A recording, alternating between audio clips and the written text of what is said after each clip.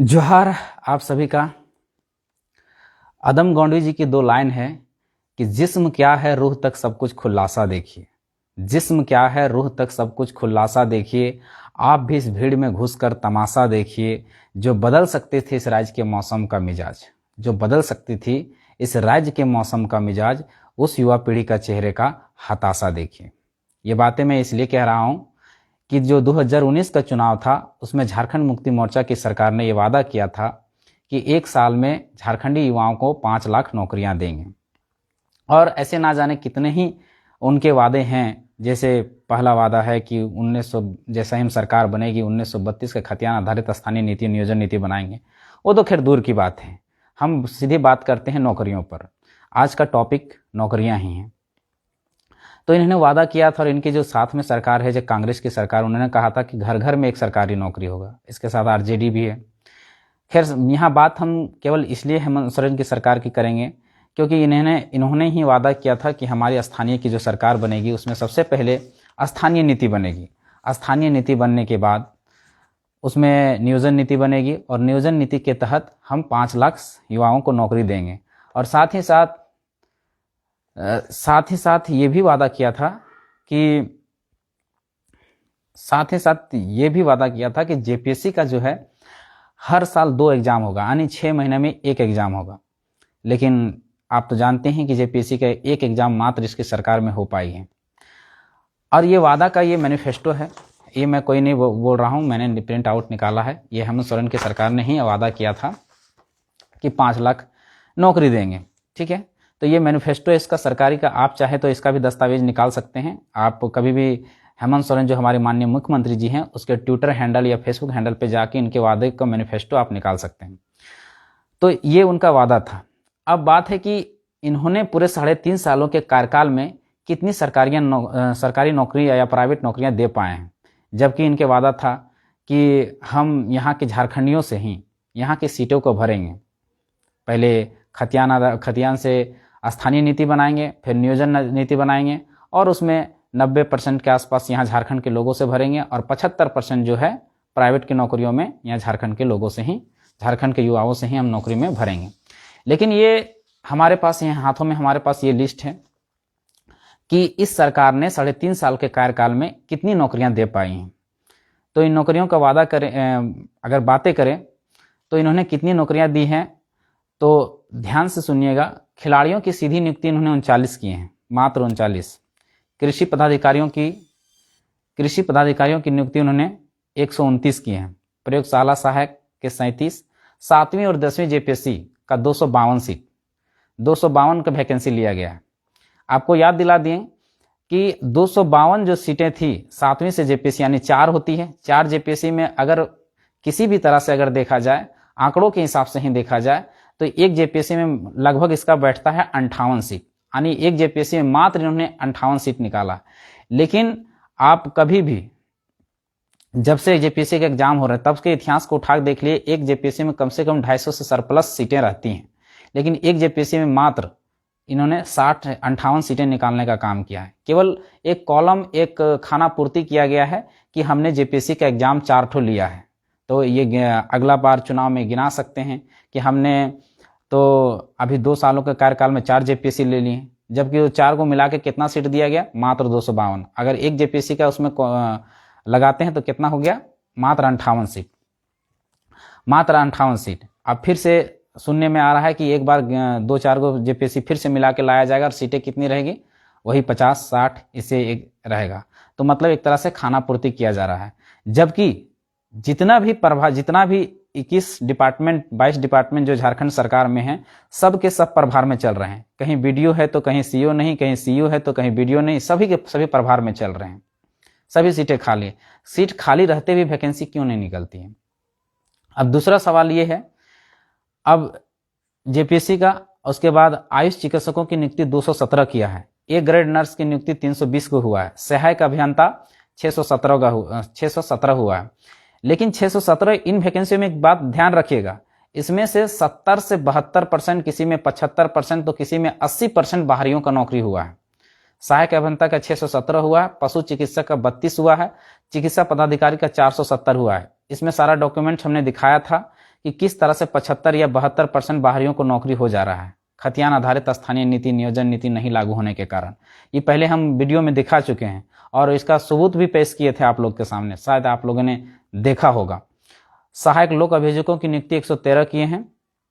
माध्यमिक विद्यालय 3469 और पंचायत सचिव 1633। ये माध्यमिक विद्यालय के 3469 जो वैकेंसी दिए हैं, पंचायत सचिव के जो 1633 वैकेंसी दिए हैं, एक्चुअली में 2016-17 का ये वैकेंसी था। ये रघुवर दास कार्यकाल की ये वैकेंसी था। ये एक्चुअली में ये हाईकोर्ट सुप्रीम कोर्ट का जजमेंट था इसमें वैकेंसी। इसमें इसका हेमंत सोरेन सरकार की कोई हाथ नहीं है, किसी भी तरह से नहीं। ये तो हाईकोर्ट और सुप्रीम कोर्ट का जजमेंट था कि इनको नियुक्ति दिया जाना है, तब जाके ये नियुक्ति हुई थी। क्योंकि नियुक्ति का पेंच वहां पर नियोजन नीति में जाकर फंस गया था, 11-13 जिला में फंस गया था। जो रघुवर दास ने जो गलत नीति बनाई थी, नियोजन नीति जो गलत बनाई थी, उसमें जाकर फंस गया था, जिसमें सोनी कुमारी ने केस कर दिया था, जिस कारण से नियुक्ति जो थी वो पेंडिंग थी।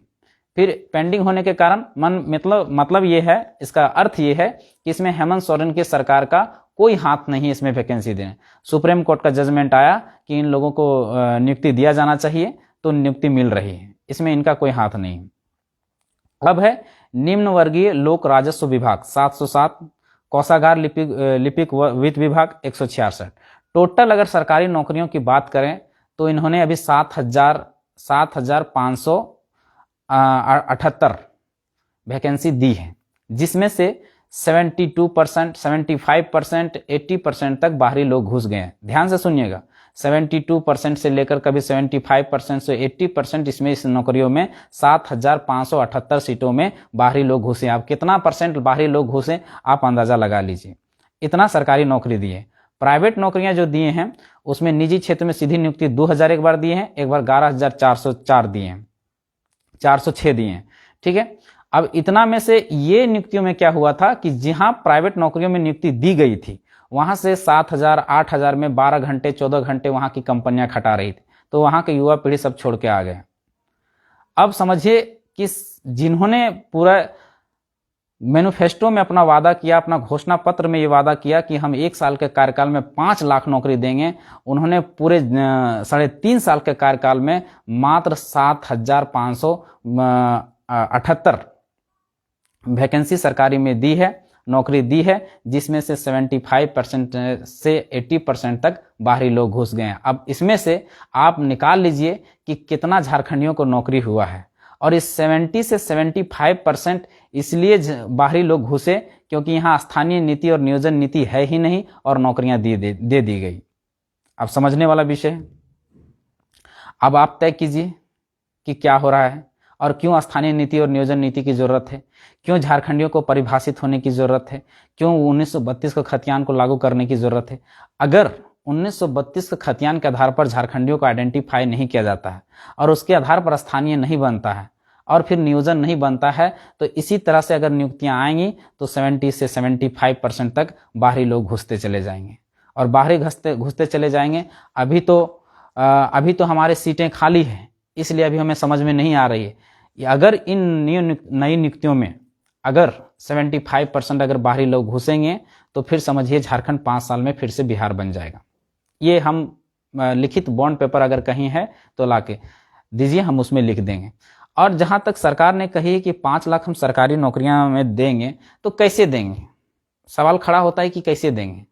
झारखंड में 2200 डिपार्टमेंट मिला के कार्मिक विभाग की आंकड़ा है, कार्मिक विभाग का डाटा है कि 5.5 लाख ही सरकारी नौकरी है। और अगर पद को सृजित किया जाए, सृजित करने पर ये 6-6 लाख हो सकता है, पद को अगर सृजित किया जाए।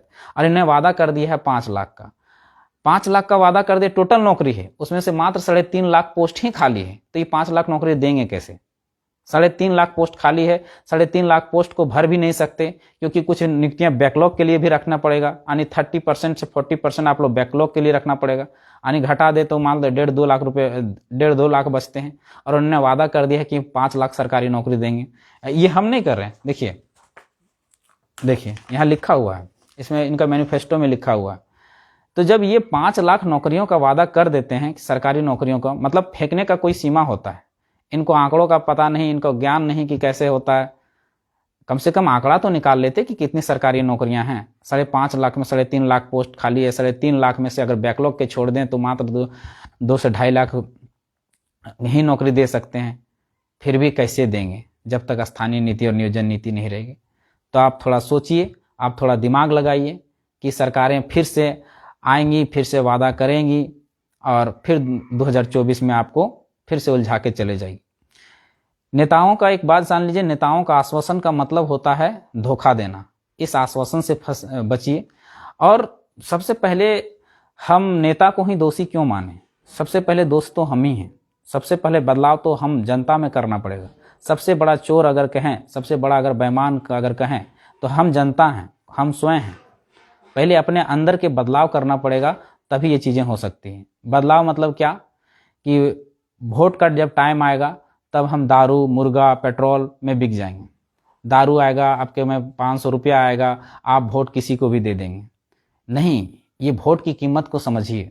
क्योंकि बाबा साहब अम्बेडकर ने जब संविधान लिखा था तब उन्होंने एक बात कही थी कि हम एक वोट को देकर, एक वोट का समानता लाकर पूरे देश में एक राजनीतिक समानता लाने का प्रयास किए हैं। लेकिन अगर शोषित मजदूर वर्ग का, जो किसान वर्ग का जो लोग हैं, अगर अपने वोट की कीमत का, अपने वोट के वैल्यू का, अपने वोट का महत्व को अगर नहीं समझ पाते हैं तो इनका शोषण सालों साल चलता ही रहेगा। इसमें कोई नहीं रोक सकता।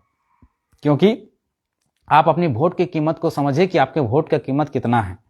एक अंबानी है जो वोट देता है, उसकी एक अंबानी है जो अरबपति है, और एक हम हैं जो रोडपति हैं।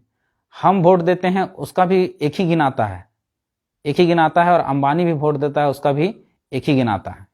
तो कितनी बड़ी समानता की बात की गई है, कितना बड़ा समानता है कि आपको इस समानता का उपयोग। लेकिन हाँ, इसमें क्या होता है कि हम जो वोट देते हैं वो दारू, मुर्गा, पेट्रोल में बिक के देते हैं। अपने बच्चों का भविष्य, अपना शिक्षा, अपना स्वास्थ्य, अपनी पानी, अपनी बिजली, अपना रोजगार को लेकर कभी वोट नहीं करते।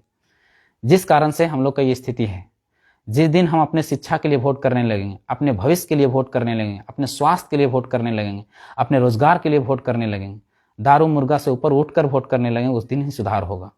चाहे जिसका भी वोट कीजिए, वोटिंग का आपका महत्व, चाहे जिसको भी वोटिंग कीजिए, उस कैंडिडेट में देख लीजिए आपकी क्या क्वालिटी है। क्या आपके लिए उसके पास विजन है? क्या जनता के लिए उसके पास विजन है? अगर विजन है तो विजन देख के वोट कीजिए। अगर विजन नहीं है तो वोटिंग मत कीजिए। आपके पास ऑप्शन भी है, आपके पास नोटा भी है, आप नोटा भी दबा सकते हैं, लेकिन विजन देख के वोटिंग कीजिए।